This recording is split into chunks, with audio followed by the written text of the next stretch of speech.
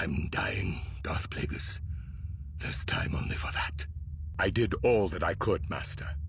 To be strong in the Force is one thing, but to believe oneself to be all-powerful is to invite catastrophe. And with that, welcome yourselves to Star Wars Darth Plagueis Chapter 1 discussion. With these discussion videos and these shorts revolving around the book Darth Plagueis, hopefully I've inspired some of you to pick up a Legends novel or even a canon Star Wars novel and enjoy a good read. And now, without further delay, let's break down this chapter of this novel. In the Outer Rim's Real sector, there stood Bal'demnic. You know, Bal'demnic, the place we saw in the Clone Wars where they were fighting. If you don't remember, you need to go watch 2003 Clone Wars. It's a good story. Actually, we're all pretty sure the planet we saw in Acolyte is Bal'demnic. So why is Bal'demnic so important? Cortosis mines. So what exactly is cortosis? Cortosis is a mineral with an extremely high absorption rate for energy. So cortosis disrupts lightsabers, it disrupts blasters. Very useful element to apply to some Sith Lords. It's in a cave where we meet the master of the Sith Lords, an inheritant of Darth Bane's power, Darth Tenebrous. He's a Bith. Yes, he's a Bith Sith. We are also introduced to Darth Plagueis, his Sith apprentice. Now we follow these two characters into a cave where they're essentially going to mine some cortosis, and unbeknownst to them, where they're mining at will be disrupted by a methane pocket that the mining droid strikes into to cause a cavernous explosion. However, after listening to this chapter twice, reading it twice, and reading it also in the past, I always come to the same assumption about the master and apprenticeship roles of Darth Tenebrous and Darth Plagueis. Overall, when I look at the character Darth Tenebrous, he really reminds me of Qui-Gon Jinn in some aspects. In comparison to other Sith Lords who just seem overly dominating in their power and their physique, early on in the story, he's really giving the impression of being a wise but nurturing mentor in the dark side of the Force towards Plagueis. Now, this is just an early assessment in Chapter 1 of Darth Tenebrous. I'm sure there's more to his character to discover as we get further in the book. However, in the present moment of Chapter 1, Darth Tenebrous and Darth Plagueis really resemble Qui-Gon Jinn and Obi-Wan Kenobi in The Phantom Menace.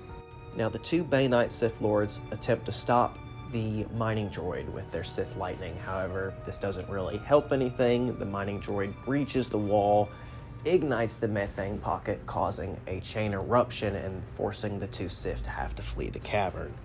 It's to be noted that Plagueis is able to sense his master's fear and kind of figure out that something's going on and something's not right about the situation.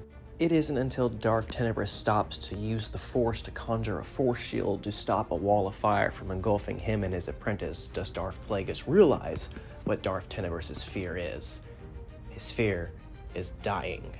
As Plagueis realizes he's basically assisting his master in living further, he no longer really needs Darth Tenebrous. So instead of continuing to suspend the rubble from crushing Darth Tenebrous, he forces it down on top of his master.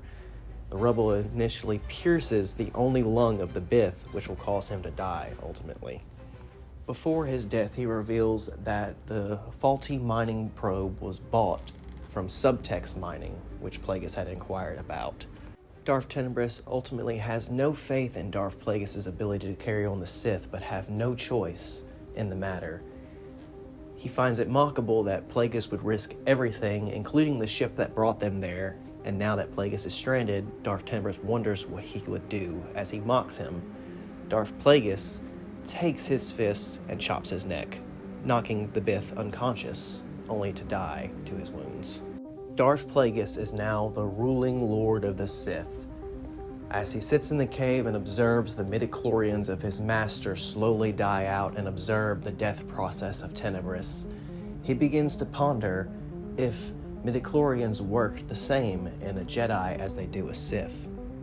And that's the conclusion to Chapter 1 of Darth Plagueis. It's going to be interesting to see as we go further into the novel how Plagueis leaves Bal'demnic, how Plagueis also learns to harness the power of the midichlorians. and even him taking Darth Sidious as his own apprentice and what he trains him to do. Overall, I really like this chapter. If you haven't started reading this book, you can find chapter 1 and as well the prologue broken down in a playlist on my YouTube channel. If you have any questions, comments, or concerns about the prologue or chapter 1, make sure you drop them down in the comments below. Let's talk about this story. Let's talk about Star Wars Darth Plagueis in general.